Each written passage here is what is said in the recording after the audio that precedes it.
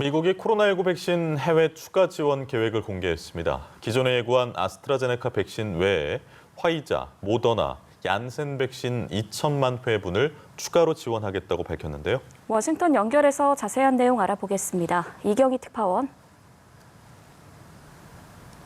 네, 조 바이든 미국 대통령은 내달 말까지 코로나19 백신 2천만 회 접종분을 해외에 추가로 보내겠다고 밝혔습니다. 미국이 아스트라제네카 백신 6천만 회분을 다른 나라에 지원하겠다고 밝힌 것과는 별도의 지원인데요. 지금까지는 아직 미국 내에서 승인이 나지 않아 비축해뒀던 아스트라제네카 백신만 지원했지만 미국에서도 사용하는 화이자, 모더나, 얀센 백신 2천만 회분을 추가로 수출하겠다는 겁니다. We know America will never be fully safe until the pandemic that's raging globally is under control. No oceans wide enough, no walls high enough to keep us safe.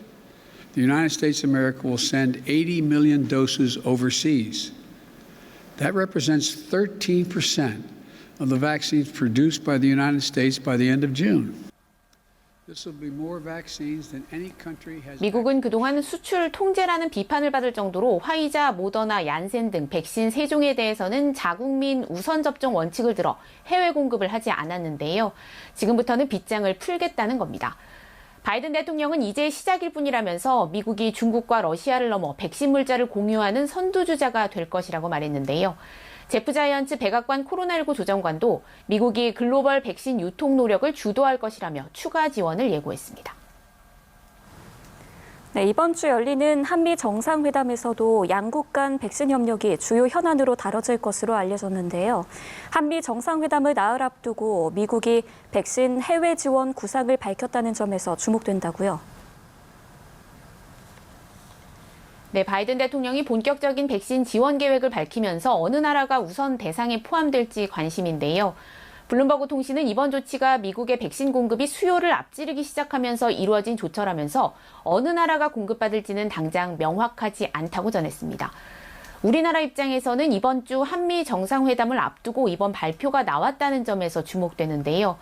한국 정부가 백신 조기 도입을 위해 백신 스와프를 비롯해 다방면에서 미국 정부와 협력을 논의해온 만큼 이번 주 열리는 한미 정상회담을 계기로 진전이 있을 것이란 관측이 나오고 있기 때문입니다.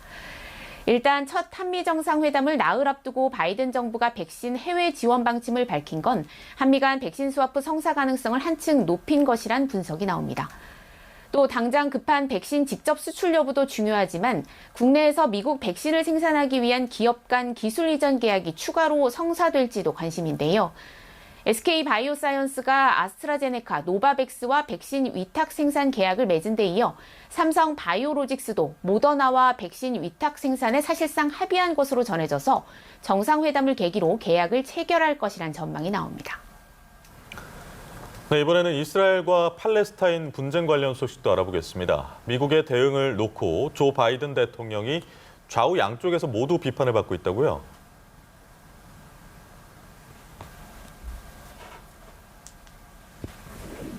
그렇습니다. 미국 정부는 표면적으로는 양측 모두의 자제를 촉구하고 있지만 조 바이든 대통령이 이스라엘이 하마스와 다른 테러 단체의 공격에 맞서 스스로 방어할 권리가 있다고 밝히면서 이스라엘 쪽에 기울어 있다는 평가를 받는데요.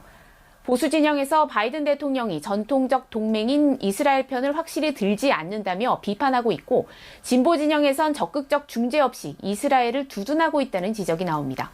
백악관은 오늘도 마쿠에서 조용히 양측을 설득하겠다는 기존 입장을 재확인했습니다.